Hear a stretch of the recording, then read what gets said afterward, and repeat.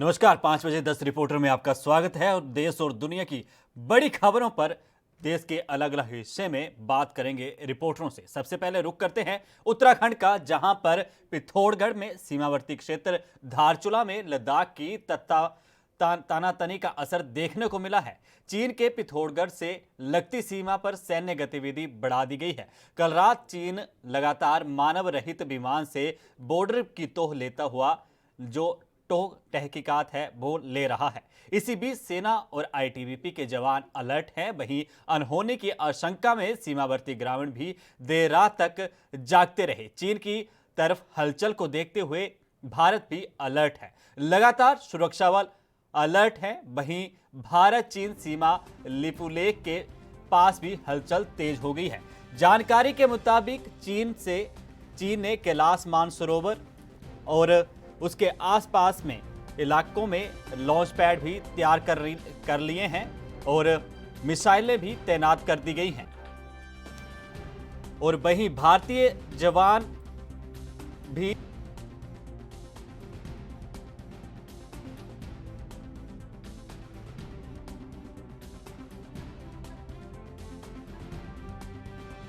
लिपुलेख और लिम्पिया में जो है वो अब जवानों की सुरक्षा के लिहाज से जहां पर तैनाती की गई है, जिनका स्थानीय लोग जोरदार स्वागत कर रहे हैं। तो ऐसे में ये तस्वीरें पिथौरागढ़ की हैं, जहां पर जवानों की हौसला अफजाई और हर एक चीज से जो है वो अब तो वहां पर उत्तराखंड के पिथौरागढ़ में ये सारी चीजें हैं, क्योंकि लगातार पिछले 2 महीनों से जिस तरीके से भूमाफिया बना बैठा चीन, लगातार जिस तरीके से बार बार एलएसी पर अपनी हरकतें कर रहा है, और इसी बीच जिस तरीके की हलचल एलएसी पर देखी जाती है, तो अब पिथौरागढ़ के आसपास के इलाकों में सुरक्षा के लिहाज से किस तरीके से सैन्य बल तैनात किया गया है। आईटीबीपी के जवान भी हैं और अब हर कोई जवान जो है वो कमर कसे हुए है, क्योंकि जिस तरीके से चालबाज चीन अपना रूप अलग अलग टाइम पे दिखा रहा है। तो पिथौरागढ़ से हमारे संवाददाता नवीन जुड़ चुके हैं। नदीम, क्या कुछ अपडेट है अब तक की? किस तरीके से सुरक्षा व्यवस्था और अलर्ट जारी किया गया है?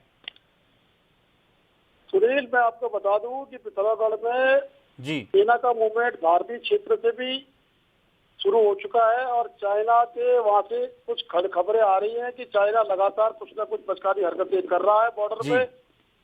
और बॉर्डर के जो स्थानीय लोग हैं उनसे और सूत्रों से हमें खबर मालूम चली है, क्योंकि 46 से आगे अभी मीडिया का जाना प्रतिबंधित है। किसी भी मीडिया को 46 से आगे जाने की अनुमति नहीं है। इस वक्त जो सेना का मूवमेंट भारतीय क्षेत्र है वो भी बड़ा है। इसको देखते हुए लगता है कहीं ना कहीं चाइना की कुछ हरकतें ऐसी हो रही हैं जिससे कि कुछ आशंकाएं लग रही हैं।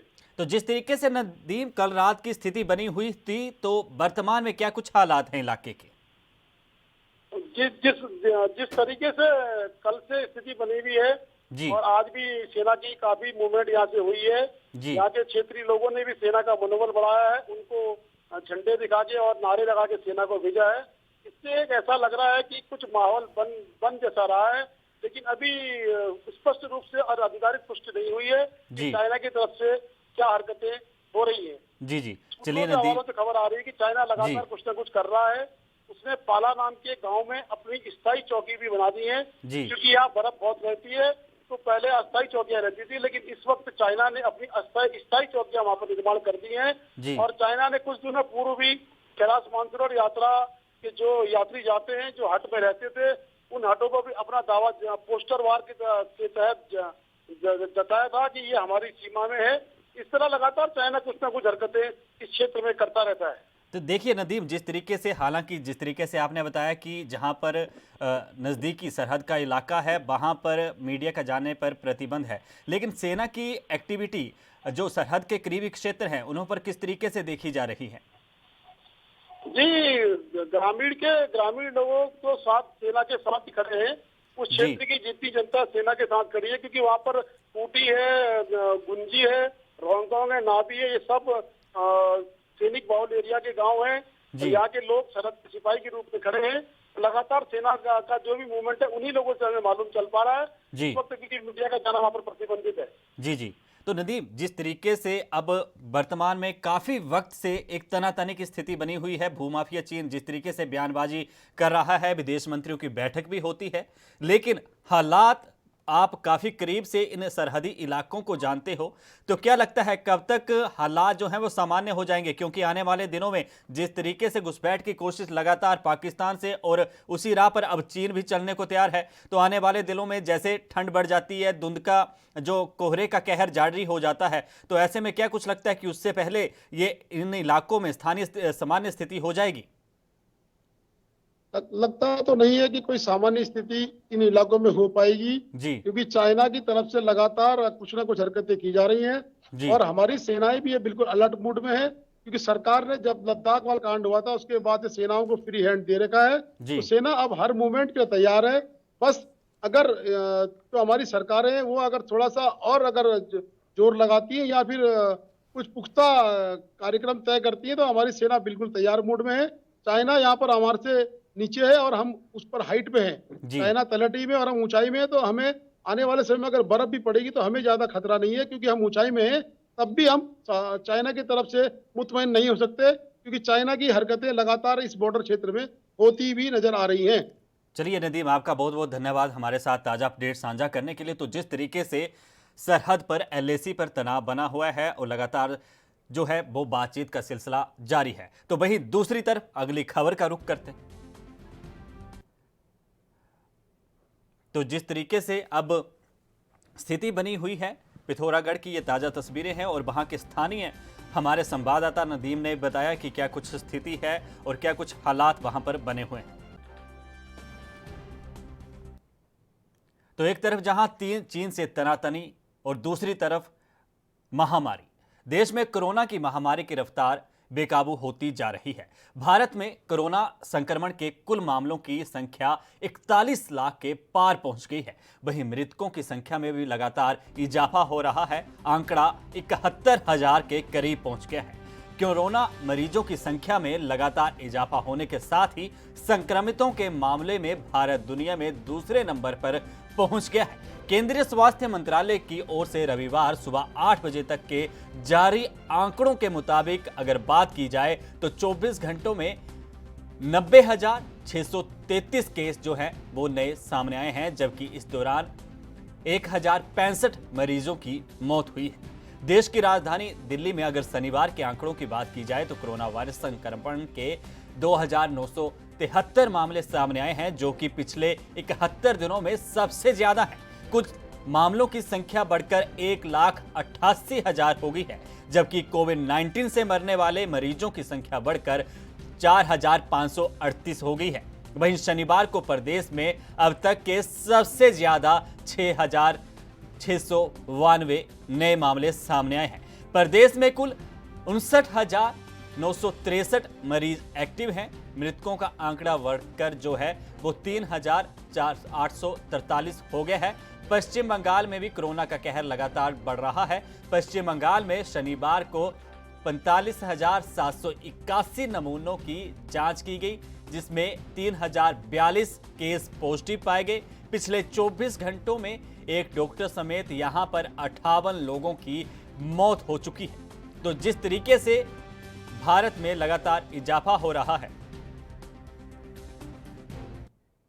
तो हमारे संवाददाता चंडीगढ़ से विनीत कपूर हमारे साथ जुड़ चुके हैं फोन लाइन पर। विनीत, ताजा क्या कुछ, जिस तरीके से मेडिकल बुलेटिन आता है रविवार और शनिवार का दिन, जैसे कई राज्यों में देश के वीकेंड लॉकडाउन भी रहता है, इस दौरान जिस तरीके से आंकड़े बड़े हैं मरीजों के, संक्रमितों की संख्या में इजाफा हुआ है, क्या कुछ अपडेट है अब तक?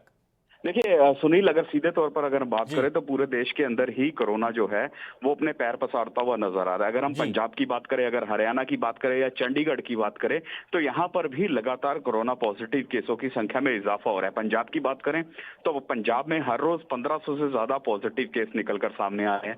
इसी तरह से अगर हरियाणा की बात करें तो हरियाणा का भी एक बड़ा आंकड़ा जो है वो कहीं ना कहीं कोरोना का शिकार होता हुआ नजर आ रहा है। और चिंता का विषय ये है कि पुलिसकर्मी, या फिर हेल्थ डिपार्टमेंट के कर्मियों के अलावा अब जो पॉलिटिशियन हैं, विधायक हैं, मंत्री हैं, वो भी कोरोना की गिरफ्त में आते हुए नजर आ रहे हैं। इसी तरह से अगर हम खिलाड़ियों की बात करें, कई खिलाड़ी जो हैं वो कोरोना पॉजिटिव हो चुके हैं। और हाल ही में जो बड़ी ब्रेकिंग हरियाणा से आ रही है कि हरियाणा के जो राज्यसभा सांसद दीपेंद्र हुड्डा हैं वो भी कोरोना पॉजिटिव हो चुके हैं। हालांकि उनके अभी टेस्ट दोबारा लिए जा रहे हैं, लेकिन उनको भी कोरोना हो चुका है, खुद उन्होंने इस बात की जानकारी दी है। तो ऐसे में बड़ा सवाल यही है कि जरूर लॉकडाउन लगाए जा रहे हैं पंजाब के अंदर, वीकेंड के ऊपर कर्फ्यू लगाया जा रहा है, लॉकडाउन लगाया जा रहा है, नाइट कर्फ्यू रात को 7 बजे से शुरू हो जाता है, लेकिन उसका कोई खासा प्रभाव देखने को नहीं मिल रहा, क्योंकि कर्फ्यू के बीच में भी लोग सड़कों पर उतरते हुए नजर आ रहे हैं, लॉकडाउन में भी बाजार जो है वो खुले हुए नजर आ रहे हैं। तो ऐसे में एहतियात जरूर बरतने की जरूरत है, और लोग जब तक खुद नहीं समझेंगे इस बीमारी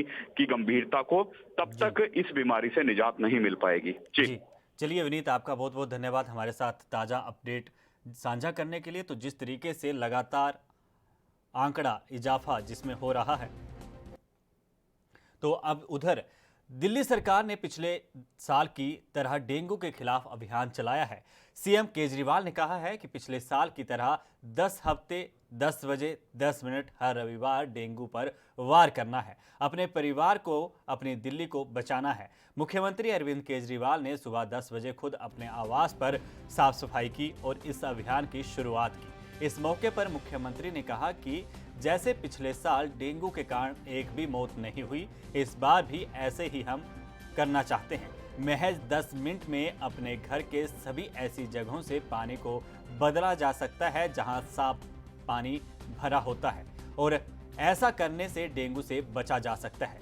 सीएम केजरीवाल ने सभी से अपील करते हुए कहा है कि अपने घरों में पानी जमा ना करें, क्योंकि ऐसे बरसात के दिनों में जिस तरीके से डेंगू की बीमारी हर साल जो है विकराल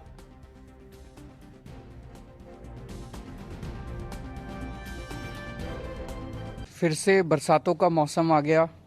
सितंबर का पहला हफ्ता है और इस वक्त हम सब लोग जानते हैं कि डेंगू के मच्छर कितने ज़्यादा पैदा होने शुरू हो जाते हैं। तो अपने को, दिल्ली को, अपने परिवार को डेंगू से बचाना है।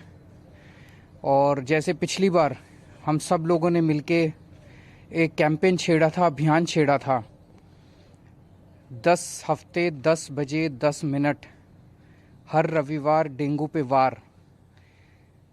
इस बार भी अपने को ये अभियान छेड़ना है।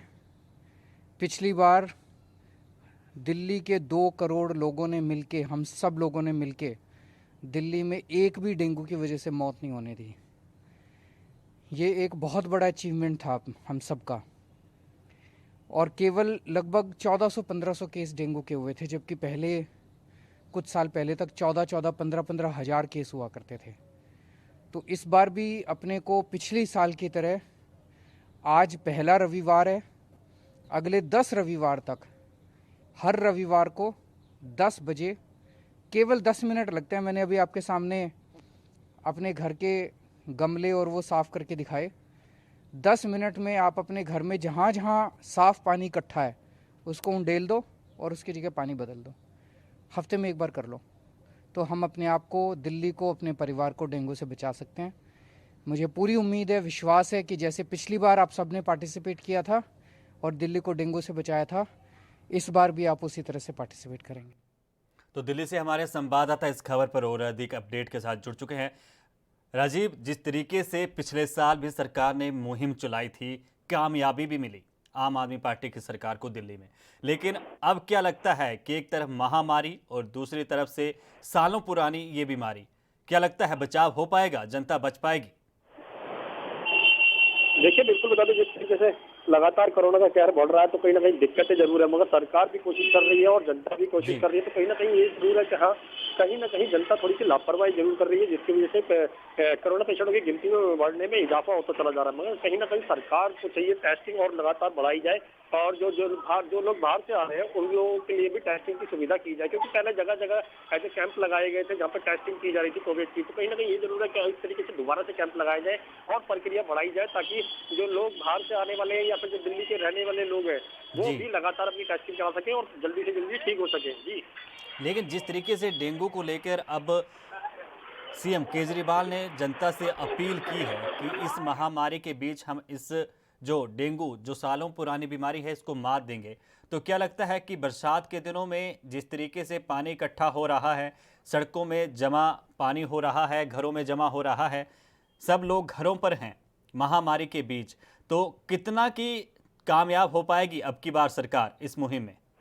देखिए, बिल्कुल बता दें, जिस तरीके से लगातार जो प्रक्रिया की जा रही है सरकार की तरफ से भी, और वो कहीं ना कहीं कह सकते हैं लोगों के हित में है, और कहीं ना कहीं जनता को भी जागरूक होना पड़ेगा। मगर जिस तरीके से कल से कह सकते हैं कि जो मेट्रो सेवाएं खोली जाएंगी, तो वो कहीं ना कहीं कोरोना पेशेंट की गिनती बढ़ाने में कहीं इजाफा ना कर दे। मगर हाँ, ये जरूर है, डीएमआरसी और कह सकते हैं दिल्ली सरकार दोनों तरीके से कोशिश की जा रही है, सुरक्षा के प्रॉपर इंतजाम किए गए हैं और किसी को भी कोताही बरती नहीं जाएगी। अगर किसी को कोताही बरती गई तो कहीं ना कहीं उसको पनिशमेंट भी दी चलिए राजीव, जिस तरीके से सरकार ने बात कही है कि हम लोग डेंगू को लेके इस बार जो है महामारी के बीच पूरी तरह से सतर्क हैं और पिछले साल की तरह इस साल भी जो है कामयाबी हासिल करेंगे, लेकिन जिस तरीके से अब आगे आने वाले दिनों में देखना ये होगा कि किस तरीके से बातचीत निकलकर सरकार की ओर से क्या कुछ कामकाज इसमें किया जाता है। आपका हमारे साथ जुड़ने के लिए राजीव बहुत बहुत धन्यवाद। और तो दूसरी खबर का रुख करते हैं जो बहुत हाइलाइट्स है। सुशांत सिंह राजपूत की मौत के मामले में जांच लगातार जारी है। मामले में ड्रग्स मामले की जांच नारकोटिक्स कंट्रोल ब्यूरो यानी कि एनसीबी की टीम लगातार कर रही है। टीम ने रिया चक्रवर्ती को पूछताछ के बुलाया है। एनसीबी के अधिकारियों ने आज सुबह रिया चक्रवर्ती को समन दिया था और उन्हें दफ्तर बुलाया था, जिसके बाद अब रिया से पूछताछ हुई। एनसीबी ने 2 दिन पहले रिया के भाई शोभिक चक्रवर्ती और सुशांत के हाउस मैनेजर सैमुअल मिरांडा को भी गिरफ्तार किया था, जिसके बाद एनडीपीसी कोर्ट में शनिवार को पेश किया गया था, जहां से कोर्ट ने दोनों को 4 दिन के रिमांड पर भेज दिया था। दोनों 9 सितंबर तक एनसीबी की रिमांड पर रहेंगे। इस दौरान पूछताछ होगी और देर रात एक और गिरफ्तारी हुई है। और जानकारी के मामले में जहां तक बात निकलकर सामने आई है कि शोभिक का खुलासा किया है और शोभिक ने पूछताछ में बताया है कि ड्रग्स लाने के लिए रिया पैसे देती थी। सुशांत के हाउस मैनेजर रहे सैमुअल मिरांडा ने शोभिक के इस बयान पर सहमति जताई है। इसके अलावा रिया से उनकी मेडिकल हिस्ट्री के बारे में भी जानकारी ली गई है, क्योंकि हर केस की तहकीकात को, हर एक बयान को बड़े गंभीरता से एनसीबी भी देख रहा है, सीबीआई भी देख रहा है और कहीं ना कहीं एनसीबी और सीबीआई के अधिकारी आपसी बातचीत भी इन पूरे केस में कर रहे हैं, ताकि कहीं पर कोई चूक न रह जाए, क्योंकि कथित तौर पर रिया चक्रवर्ती को आरोपी देखा जा रहा है। तो वहीं देर रात पिछले कल एक और गिरफ्तारी इस केस में हुई थी। हालांकि अब रिया चक्रवर्ती से क्या कुछ पूछताछ एनसीबी करेगी, क्या कुछ टेस्ट होंगे, ये सारी चीज़ें अब आने वाले वक्त में ही पता लगेगी। लेकिन जिस तरीके से सीबीआई और एनसीबी जांच कर रही है, तो किसी बड़े खुलासे होने की उम्मीद है, क्योंकि जिस तरीके से ड्रग रैकेट्स का नाम सामने आया है, तो ऐसे में जब रिया के भाई शोभिक को पहले गिरफ्तार किया गया, उसके बाद मिरांडा को गिरफ्तार किया गया, दोनों को रिमांड पर लिया गया और अब रिमांड उनका जारी है।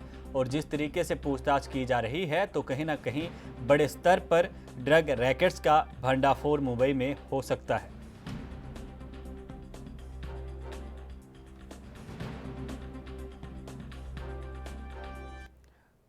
तो इसी खबर पर और अधिक जानकारी लेंगे मुंबई से हमारे संवाददाता सत्यप्रकाश सोनी से। सत्यप्रकाश, जिस तरीके से गिरफ्तारियां हुई, रिमांड पर भेजा गया रिया के भाई और मिरांडा को, देर रात एक और गिरफ्तारी हुई, अब रिया चक्रवर्ती को समन, क्या लगता है गिरफ्तारी होगी? देखिए, आपको बता दें कि आज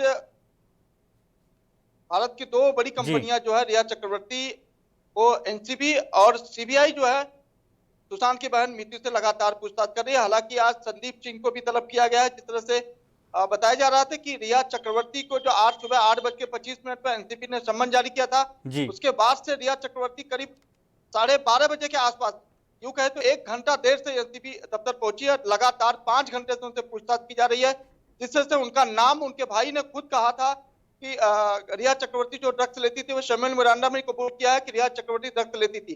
हालांकि अब एनसीबी ये जानना चाहती है कि रिया चक्रवर्ती ड्रग्स किसके लिए लेती थी, खुद के लिए लेती थी या सुशांत के लिए लेती थी या खरीदी बिक्री करती थी। तो तमाम सवाल है तमाम जवाब रिया चक्रवर्ती का आज देना है। जिस तरह से ये भी बताया उनके वकील ने कहा कि रिया चक्रवर्ती आज पूरी तैयारी में गई हैं, अगर गिरफ्तारी होती है तो गिरफ्तारी के लिए तैयार है। हालांकि उन्होंने अब तक जो है अग्रिम जमानत के लिए किसी भी कोर्ट में का दरवाजा नहीं खटखटाता, तो जाहिर तौर पर रिया चक्रवर्ती गिरफ्तारी के लिए तैयार है। रिया चक्रवर्ती खुद ये कहती है कि अगर प्यार करना अपराध है तो उस प्यार में इस तरह का जो सजा भुगतना भी मैं तैयार हूँ। जी। लेकिन जिस तरीके से रिया चक्रवर्ती से खैर पूछताछ होगी, लेकिन दूसरी तरफ सत्यप्रकाश, एक तरफ रिया केस चल रहा है, सीबीआई इन्वेस्टिगेशन कर रही है सुशांत केस को लेकर, तो एक बार दूसरी जो बार चल रहा है कंगना रनौत और शिवसेना के बीच। अब कंगना रनौत जिस तरीके से कह चुकी हैं कि मुंबई आएंगी और शिवसेना ने क्या कुछ बयान दिए, किस तरीके से उनके खिलाफ विरोध हुआ, महिला आयोग कंगना रनौत के साथ खड़ा हो गया है, तो अब किस तरीके से लगता है कंगना कब तक पहुंचेंगी?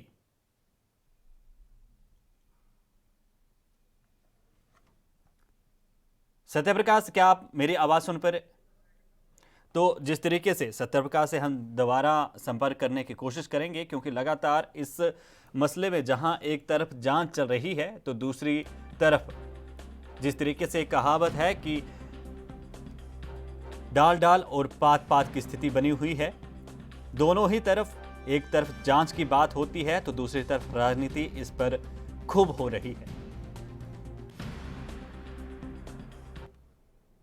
रुक करते हैं अगली खबर का, जहां जम्मू कश्मीर में पंजाबी भाषा को सरकारी भाषाओं से अलग किया गया है, जिसका जगह विरोध किया जा रहा है। जम्मू कश्मीर सरकार ने पंजाबी भाषा को सूची से हटा दिया। सरकार ने इस कदम के पंजाबी को प्यार करने वाले लोगों की भावनाओं को आहत किया है। ऐसी भी बातें निकलकर अब सामने आ रही हैं। खास तौर पर पंजाब के लोग इसका विरोध कर रहे हैं। इसी सिलसिले में पंजाब विधानसभा के स्पीकर राणा केपी सिंह ने एएनबी न्यूज़ के संवाददाता से बातचीत की। इस दौरान राणा केपी सिंह ने इस मामले पर जम्मू कश्मीर सरकार के इस कदम की निंदा किस तरीके से की, आइए सुनते हैं।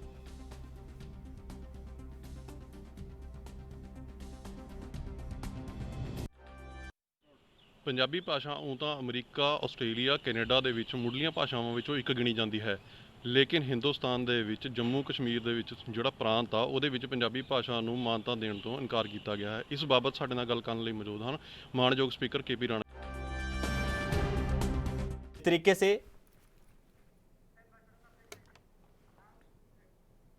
फिलहाल 5 बजे 10 रिपोर्टों में रुकते हैं, एक ब्रेक के लिए, जल्द लौटेंगे।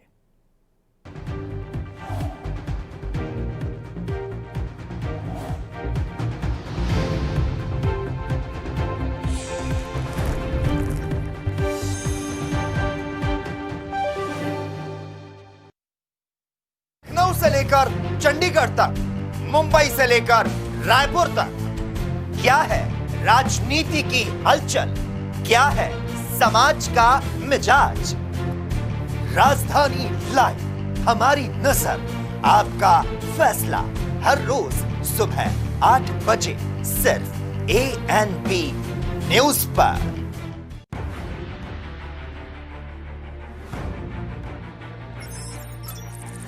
खबर चाहे सियासत की हो या सरकार की,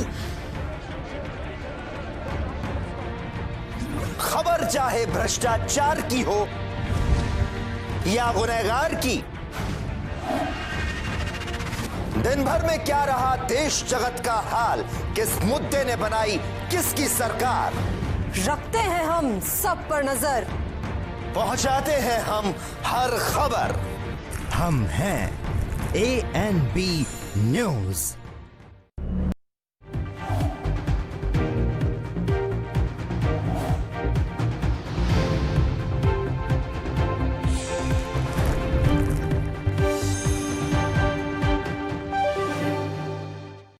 ब्रेक के बाद आपका स्वागत है। आप देख रहे हैं 5 बजे 10 रिपोर्टर। रुक करते हैं वाराणसी का, जहां पर बाबा विश्वनाथ धाम एक बार फिर से चर्चा में है। विश्वनाथ धाम के निर्माण कार्य की खुदाई के दौरान श्रृंगार गोरी के पास प्राचीन मूर्तियां मिली हैं। इसके साथ ही पास के एक स्थान भी मिला है जिसमें गुफा या सुरंग बताया जा रहा है। मामले के संज्ञान में आते ही हिंदू संगठन सक्रिय हो गए। काशी विश्वनाथ धाम के निर्माण की खुदाई में प्राचीन मूर्ति मिलने की खबर आग की तरह फैल गई। हालांकि इसके तुरंत बाद काम रोक दिया गया और मामला भारतीय पुरातत्व सर्वेक्षण विभाग यानी कि एएसआई ने संभाल लिया। इसके साथ ही अखिल भारतीय संत समिति के महामंत्री स्वामी जितेंद्रानंद ने अपील की है कि हिंदू के मंदिर को हिंदू को मिलना चाहिए।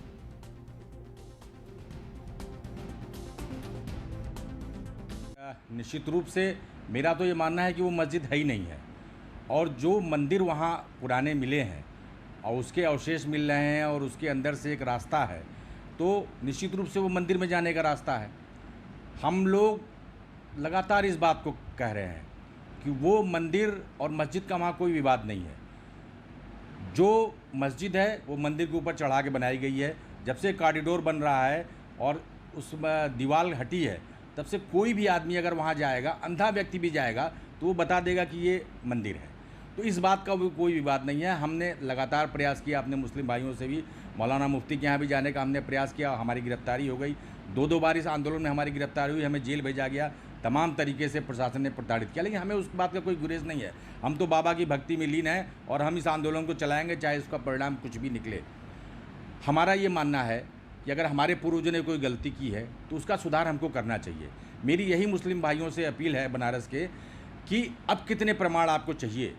सीधे सीधे मंदिर है, मंदिर के अंदर से उस मंदिर में जाने का रास्ता है, तो मस्जिद तो वहाँ है ही नहीं है।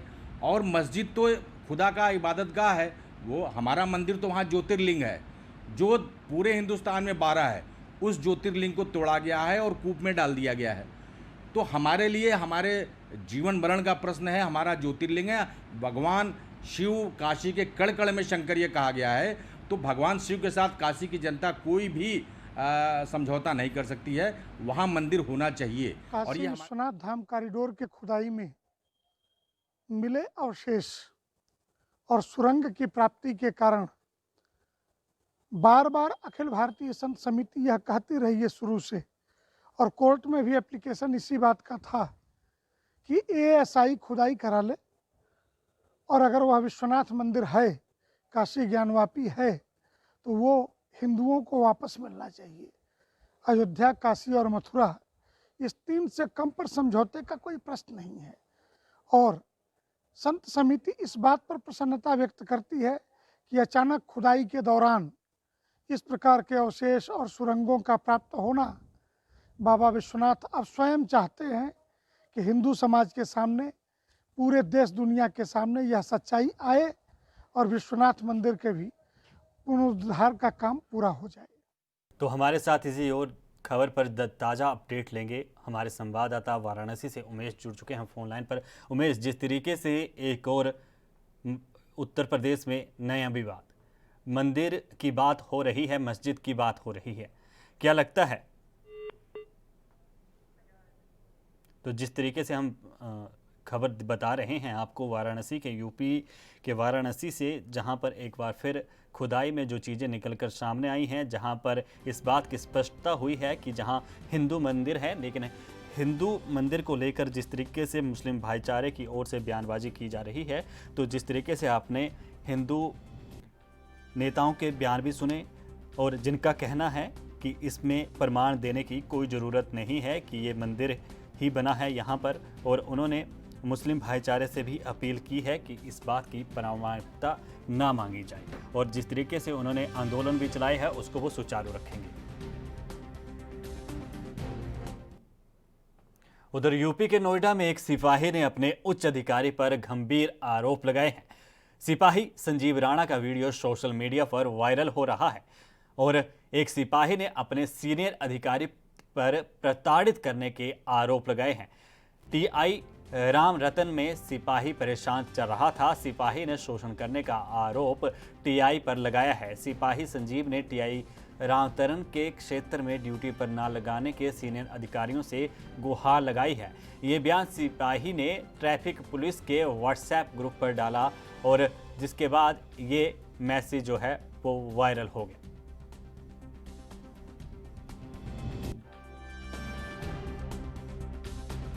मैं कांस्टेबल 593 संजीव राणा, जब भी मेरी ड्यूटी TI राम रतन के क्षेत्र में लगती है तो TI द्वारा मुझे बहुत प्रताड़ित किया जाता है। उस कारण से मैं मानसिक तनाव में हूँ। और सर, मेरी ड्यूटी इनके क्षेत्र में से बार बार लगाने के कारण ये बार बार मुझसे पूछते हैं और फिर बाद में मुझे कुछ ना कुछ कमेंट करके जाते हैं। इसलिए मैं बहुत मानसिक तनाव में हूँ और मैं सभी अधिकारियों को ये बात सूचित करना चाहता हूँ। जय। और जिस तरीके से आपने बात सुनी सिपाही की कि क्या कुछ वो कह रहे हैं, किस तरीके से मानसिक तरीके से उन्हें परेशान किया जा रहा है, क्योंकि कई घंटों की ड्यूटी जनसेवा में लगाते हैं सिपाही, और अब जिस तरीके से मानसिक अवसाद की बात निकलकर सामने आ रही है, तो हमारे संवाददाता प्रदीप मिश्रा फोन लाइन पर जुड़ चुके हैं। प्रदीप, जिस तरीके से सिपाही का एक वीडियो जो जनसेवा में लगा हुआ है, जिसने अपने अधिकारियों के खिलाफ एक बयान जारी किया जो वायरल हो रहा है, क्या कुछ कार्रवाई इसके ऊपर अब तक की अमल में लाई गई है प्रशासन की ओर से? जी, मैं आपको बताना चाहूंगा कि टीआई है, ट्रैफिक इंस्पेक्टर बोलते हैं इनको, राम रतन सिंह हैं जी। और इनके ऊपर गंभीर आरोप लगाए हैं सिपाही ने जी। और उनका कहना है कि जिस क्षेत्र में हमारी ड्यूटी होती है या जहां पर राम रतन की ड्यूटी होती है, लगातार हमारी ड्यूटी वहां लगाई जाती है जी। और टाइम से ज्यादा मेरे से काम कराया जाता है, बात बात पर मेरे से गाली गलौज किया जाता है, मेरे साथ अभद्रता का व्यवहार किया जाता है, क्योंकि हम जहां पर राम रतन ड्यूटी पर तैनात होते हैं, हम उनका कहा नहीं मानते हैं, क्योंकि ज्यादातर जो ट्रैफिक के पुलिसकर्मी हैं दबी हुई जुबान से आपस में बात करते हैं कि राम रतन का जो यहाँ पर कार्य करने का तरीका है वो बहुत ज्यादा भिन्न है, क्योंकि जब से कमिश्नरी लागू हुई है बहुत सारा सिस्टम बदल गया है, लेकिन कुछ लोग अभी भी वहीं के वहीं बने हुए हैं, उनका कार्य करने का जो तरीका है वो अभी नहीं बदला है। और जो प्राइवेट बसें हैं, ज्यादातर आपने देखा होगा एनसीआर से बहुत ज्यादा प्राइवेट बसें चलती हैं यहाँ से, और नोएडा और गाजियाबाद से बसों का संचालन काफी मात्रा में किया जाता है। इन पर रोक लगाने के लिए जब सिपाही ने शिकायत की थी कि टीआई के द्वारा इन लोगों का महीना बांधा जा रहा है, तभी से उसे टारगेट किया गया था सिपाही को टीआई के द्वारा। जी जी। तो इस तरीके में अभी किसी प्रशासनिक अधिकारी से आपकी बातचीत हो पाई है? क्या कुछ प्रशासन इस पर अब कदम उठाएगा? क्योंकि लगातार देखिए प्रदीप, जिस तरीके से 6-7 महीने हो गए लगातार हमारे जवान हमारी सेवा में जिस तरीके से जुटे हुए हैं, महामारी के बीच लगातार ड्यूटी भी दे रहे हैं और जनता का ख्याल भी रख रहे हैं, लेकिन अब ऐसे मानसिक तनाव की बातें निकलकर सामने आना और ऐसी खबरें निकलकर सामने आना, तो प्रशासनिक अधिकारी अगर आपसी सहयोग से बात करें तो समस्याओं का हल भी हो जाएगा, लेकिन इस खबर में आपकी किसी प्रशासनिक अधिकारी उच्चाधिकारी से बातचीत हो पाई है? जी, मैं आपको बताना चाहूंगा कि जो डीसीपी हैं यहाँ पर ट्रैफिक के, तो उनके द्वारा गणेश साह जी हैं, उनके द्वारा जांच दी गई है और जांच के बाद जो भी तथ्य सामने आएंगे, जो भी लोग दोषी पाए जाएंगे उनके खिलाफ कार्रवाई की जाएगी, ऐसा बताया गया है। गणेश साहा जी डीसीपी हैं जो यहाँ ट्रैफिक। जी जी प्रदीप, लेकिन जिस तरीके से लगातार ऐसी बातें अगर एक जगह की हों तब तो चलो हम लोग ये कहें कि एक इंसान है जिसको प्रताड़ित किया गया, जिसने आरोप लगा दिया, लेकिन प्रशासन के अंदर लगातार आप भी देखिए खबरों से रूबरू होते रहते हैं, देश भर में कई जगह ऐसे प्रशासन के अंदर ही ऐसी बातें निकलकर सामने आ रही हैं। तो ऐसे में क्या लगता है आपको? देखिए आप अधिकारियों के बीच संपर्क में भी लगातार रहते हैं, तो आपको क्या लगता है कि इस तनाव को, जो मानसिक तनाव, मानसिक अवसाद अब पैदा हो रहा है, ड्यूटी के दौरान कई घंटों की ये पुलिस कर्मचारी ड्यूटी देते हैं, तो ऐसे ये तनाव, इनके मानसिक तनाव को कैसे दूर किया जाए? जी, मैं बताना चाहूंगा, बहुत अच्छा आपने सवाल किया है कि लगातार देखा जा रहा है पुलिस विभाग में लोग सुसाइड कर रहे हैं और सुसाइड करने का जो उनका कारण है वो मानसिक तनाव ही है। कहीं न कहीं उनको समय से छुट्टी न मिलना, कहीं न कहीं उनको काम समय से ज्यादा काम करवाना, कहीं न कहीं किसी न किसी भी चीज को लेकर उनको दबाव बनाया जाता है। और इन सब चीज को देखते हुए कोरोना काल में जब 12 घंटे का ड्यूटी का टाइमिंग था और सोशल सर्विस भी कर रहे थे पुलिसकर्मी, पूरा हीरो बन के रहे हैं, उन्होंने जितना वर्क किया है शायद ही कोई कर पाएगा, वो असली हीरो हैं।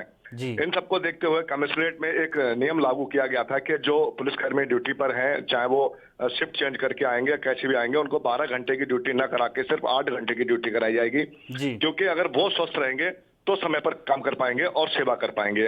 अगर उन लोगों से अगर हम लिमिट से ज्यादा काम करवाएंगे तो वो लोग अस्वस्थ हो जाएंगे और ज्यादा लंबा समय तक काम नहीं कर पाएंगे। लेकिन इस परिवर्तन के बाद में भी कुछ लोगों की जो मानसिकता है वो अभी भी नहीं बदली हुई है। जैसे कि राम रतन जो टीआई हैं, उनके लगातार शिकायतें होती रहती हैं, विभाग में लोग उनसे कोई भी संतुष्ट नहीं रहता है, जो उनका कहीं ना कहीं जो दबाव है सिपाहियों पर, वो अपनी अप्रोच के दम पर या सत्ता के किसी मंत्री या किसी अधिकारी के दम पर इस तरीके से उनका दुर्व्यवहार जो है लगातार देखने को मिल रहा है। मतलब इस तरीके के उन पर आरोप लग रहे हैं कि जिस टीआई की आप बात कर रहे हैं कि उनको किसी न किसी का संरक्षण है और प्रशासनिक अधिकारियों को जो है वो मानसिक तौर पर प्रताड़ित कर रहे हैं। जी तो प्रदीप, चलिए आप इस खबर पर संपर्क बनाए रखिएगा, जो भी अपडेट होगा आप जरूर साझा कीजिएगा। और जिस तरीके से आपने ये वीडियो देखा जिसमें एक सिपाही जो जन सेवा में लगातार लगा हुआ है, जिसके ऊपर कई जिम्मेवारियां भी हैं, और उसने किस तरीके से कहा है, तो कहीं ना कहीं ब्यूरोक्रेसी का शिकार ये अधिकारी भी हुआ है। और जिस तरीके से इसने अपनी बात रखी है,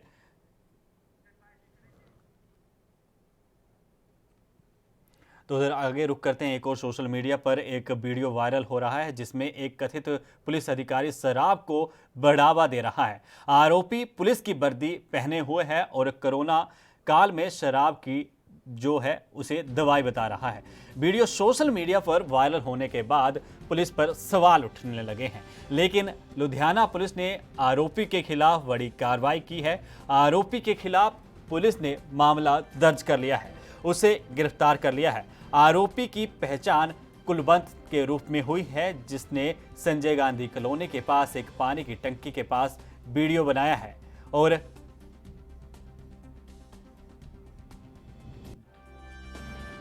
इवनिंग टाइम एक सूचना मिली सी गुप्त कि कोई पुलिस का इंस्पैक्टर अपना वर्दी पा के मतलब कोई दारू दी उन्हें शराब की कोई बोतल अपने जेब च पाई हुई है, इसका प्रमोशन कर रहा है। तो फौरन अफसरां दे सीनियर अफसरां वालों के नॉलेज में लिया गया मसला, तो उस तो बाद ये बेलेबल धारावां तहत 171, 188, 269 IPC तहत पर्चा दर्ज किया गया। सर ये कित्थों तुसीं इन्हां नूं गिरफ्तार कीता इस नूं? ये इत्थे MIG फ्लैट्स लागे सानूं इन्फॉर्मेशन मिली सी कि अपने मतलब अरैसट तो लुकदा फिरदा सी, ते असीं उत्थों उहनूं अरैसट कीता। ते इहने कोई वर्दी पा के मिसयूज कीता सर? वर्दी पा के तो मिसयूज होया ही है जी, जिहदे तहत आपां पर्चा दिता है। तो उस तो इलावा होर भी वेरीफाई करांगे, अगर कोई इदां दा साडे सामने आउंदी है कोई गलबात तो जरूर वेरीफाई करांगे। जिहड़ी इहने वर्दी पाई सीगी वो कित्थों लिੱਤੀ है? ਉਹਦੇ तफ्तीश जारी है जी, जिवें भी सानू मतलब कोई इसकी अपडेट दौरान तफ्तीश सामने आएगी तो तुहाडी नॉलेज। तो आपने सुना कि किस तरीके से उस वायरल वीडियो में जो कथित आरोपी है उसके संबंध में कानूनी कार्रवाई की जाएगी। अब आपको वो वीडियो भी दिखाते हैं जिस वीडियो में किस तरीके से आरोपी शराब को जो है वो दवाई बता रहा है। जिवें पुलिस नूं देख के चोर साडे बजुर्गां उन्हां तो बचा लई तुसीं की करदे हैं? आ देख तां दवाई रखी हुई आ, ਇਹ ਦਵਾਈ ਨੂੰ ਦੇਖ ਕੇ ਤਾਂ ਕਰੋਨਾ ਆਏ ਭਾਈਦਾ। ਜਿਵੇਂ ਪੁਲਿਸ ਨੂੰ ਦੇਖ ਕੇ ਚੋਰ, ਸਾਡੇ ਬਜ਼ੁਰਗਾਂ ਨੇ ਬੜੀ ਦੇਰ ਪਹਿਲਾਂ ਇਹ ਦਵਾਈ ਬਣਾਤੀ ਸੀ। ਇਹਦੇ ਪਿੱਛੇ ਤਾਂ ਦੇਵਤੇ ਤੇ ਰਾਖਸ਼ ਲੜ ਪਏ ਸੀ।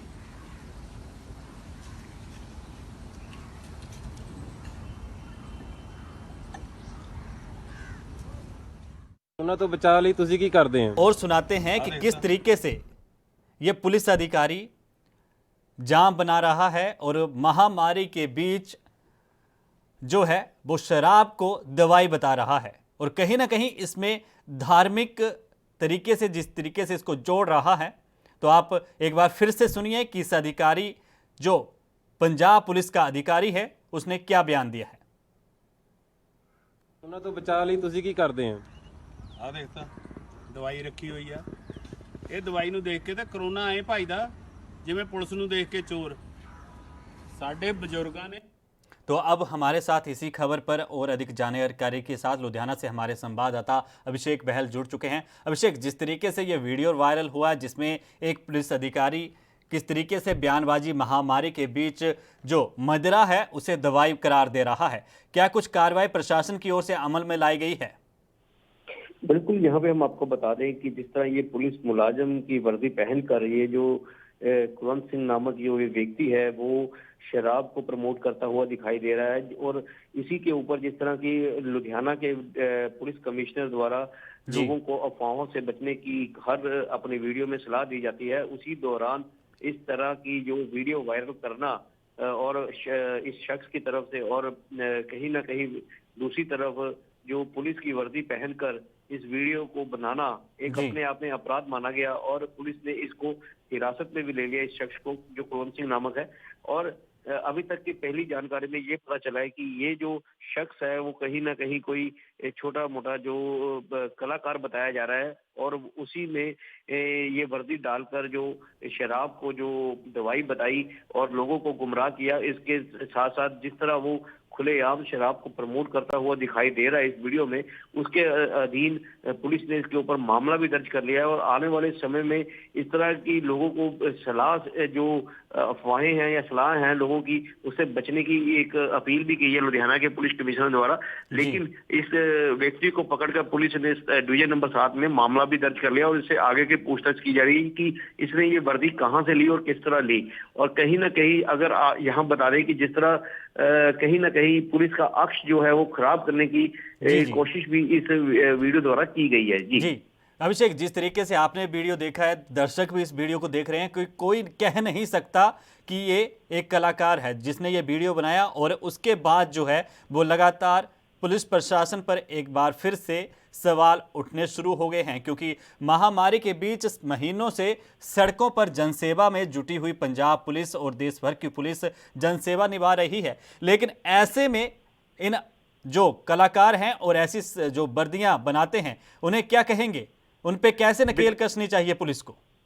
बिल्कुल, पुलिस ने इस आरोपी को पकड़ लिया है और इस आरोपी से पूछताछ की जा रही है कि इसने ये वर्दी कहां से ली, जिसके कारण पुलिस के अक्ष जो है वो खराब हुआ लोगों के बीच में। और अगर आपको ये भी बता दें कि आप वीडियो में देख सकते हैं कि किस तरह ये पुलिस वाला शराब को जो दवाई बताकर अपनी जेब में से जो शराब निकाल रहा है उसको निकाल कर लोगों के सामने और अपनी ही कार के बॉन्ड के ऊपर रखकर इस शराब को दवाई बताकर पी रहा है। वो कहीं ना कहीं पुलिस का अक्ष जो है खराब करने की कोशिश की गई है। और किसी पुलिस अब ये भी सोच रही है कि ये इसने वर्दी कहां से ली और इसी दौरान कहीं ना कहीं वर्दी वाले पर भी जो वर्दियां बना रहे हैं उनके ऊपर भी कहीं ना कहीं कानूनी कार्रवाई जो हो सकती है। जी चलिए अभिषेक, आपका बहुत बहुत धन्यवाद हमारे साथ जानकारी साझा करने के लिए। तो आपने देखा कि किस तरीके से एक कलाकार, कोई कह नहीं सकता इस वर्दीधारी को कि ये नकली है, जिस पर अब कानूनी कार्रवाई की जा रही है।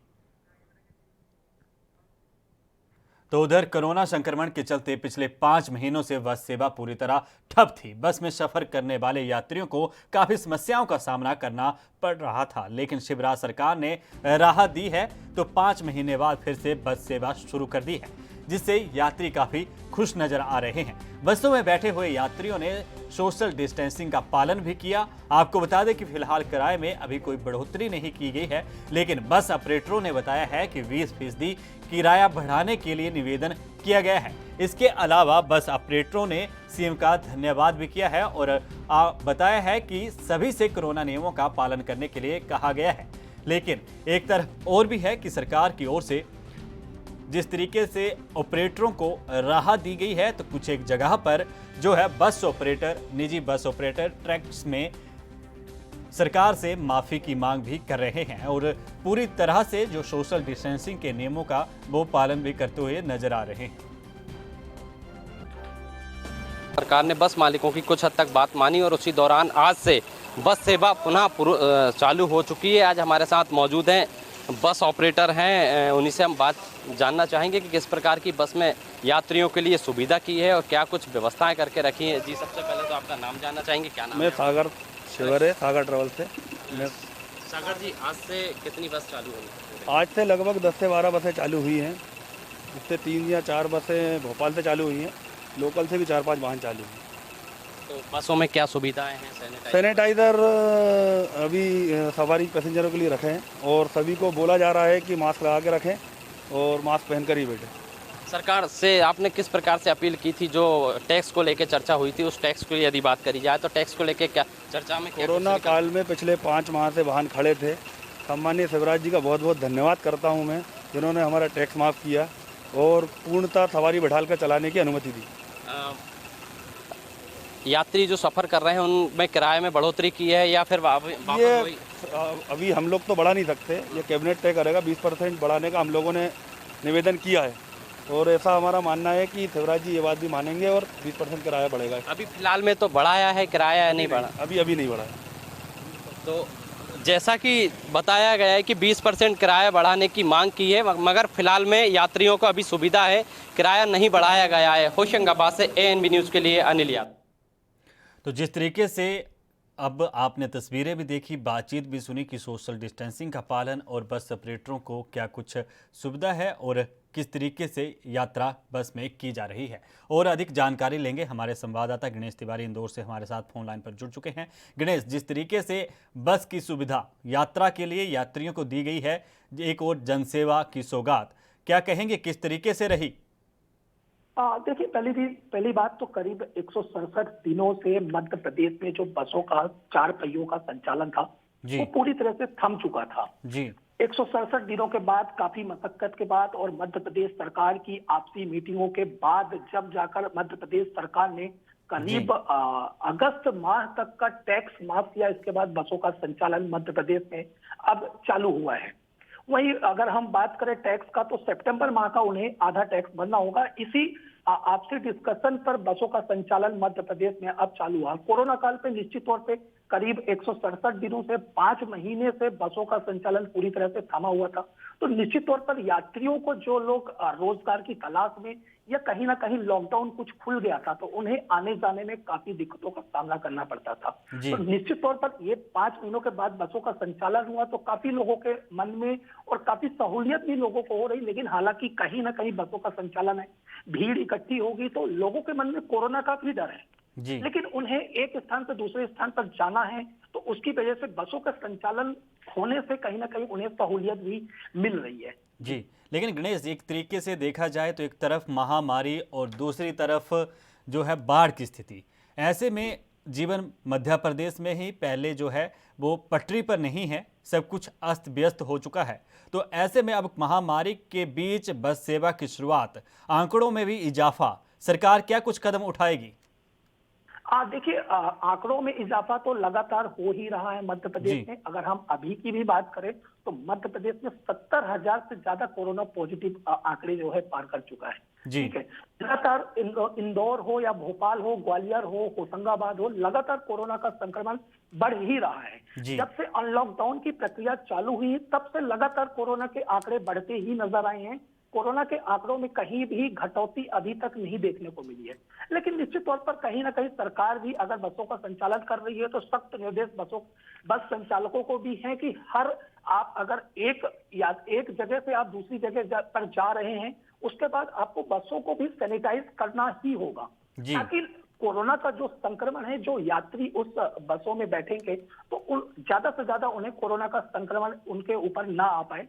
साथ ही जो सोशल डिस्टेंसिंग है, जो सरकार ने सख्त निर्देश दिए हैं कि जितनी सीटें आपके बसों में हैं, आप किसी भी यात्री को, पहली चीज तो जब आप बसों में एंट्री करवाएंगे यात्रियों की, तो वो सोशल डिस्टेंसिंग के साथ एक क्यू के माध्यम से हो। वहीं साथ में किसी भी यात्री को खड़े होकर यात्रा करने की भी अनुमति प्रशासन ने, सरकार ने सख्त स्पष्ट मना किया है जी। तो गणेश तिवारी, जिस तरीके से अब बसों में सफर शुरू हो चुका है, आरटीओ कोई अधिकारी बस परिवहन निगम की ओर से नजर आए सड़कों पर कि चेकिंग की गई हो? देखिए, अभी ऐसा गंतव्य, ऐसा चीज अभी देखने को तो नहीं मिला है। लेकिन जब हमने भी कई दफा बात की है तो प्रशासन, आरटीओ अधिकारी लगातार यही बात कहते हुए आए हैं कि अगर ऐसी चीजों का उल्लंघन होता है, हमें शिकायतें मिलती तो हम जरूर ऐसी कार्रवाइयां करेंगे। हालांकि चलिए तिवारी साहब, देखते हैं कि क्या कुछ कार्रवाई होता है। हमारे साथ जुड़ने के लिए, हमारे साथ जानकारी साझा करने के लिए आपका बहुत बहुत धन्यवाद। तो जिस तरीके से अब बसों में सफर शुरू हो गया है, रुक करते हैं देवभूमि हिमाचल का। हिमाचल को अस्तित्व में आए 6 दशक से ज्यादा का वक्त हो गया है, लेकिन आज भी यहाँ ऐसे कई क्षेत्र हैं जहां सरकारी योजनाओं का लोगों को लाभ नहीं मिल रहा। मामला जिला कुल्लू की रैला पंचायत से सामने आया है, जहां का एक वीडियो वायरल हो रहा है, जिसमें चारपाई पर एक मरीज को 5 किलोमीटर दूर अस्पताल पहुंचाया जा रहा है। रैला पंचायत के पाशी, खड़गच्चा, थाटीधार, ठाकुर गांव, कुंदर, मझान, कुटला क्षेत्र के लोगों को इतने लंबे समय से जो है कुछ नसीब नहीं हुआ है। भारी बारिश के बीच जब युवक की हालत बिगड़ी, तब उसे बारिश के बीच 5 किलोमीटर दूर पैदल लेकर जाना पड़ा। इस घटना का वीडियो सोशल मीडिया पर वायरल हो रहा है। साथ ही स्थानीय लोग इस में जो है वो मांग कर रहे हैं और उनका कहना है कि क्षेत्र जो है मूलभूत सुविधाओं के अभी तक दूर है और कोई भी मूलभूत सुविधा नहीं दी गई है। तस्वीरें भी आप देख सकते हैं कि किस तरीके से पहाड़ी पर एक बीमार व्यक्ति को बांध पर कंधों पर उठाकर लेके जाया जा रहा है।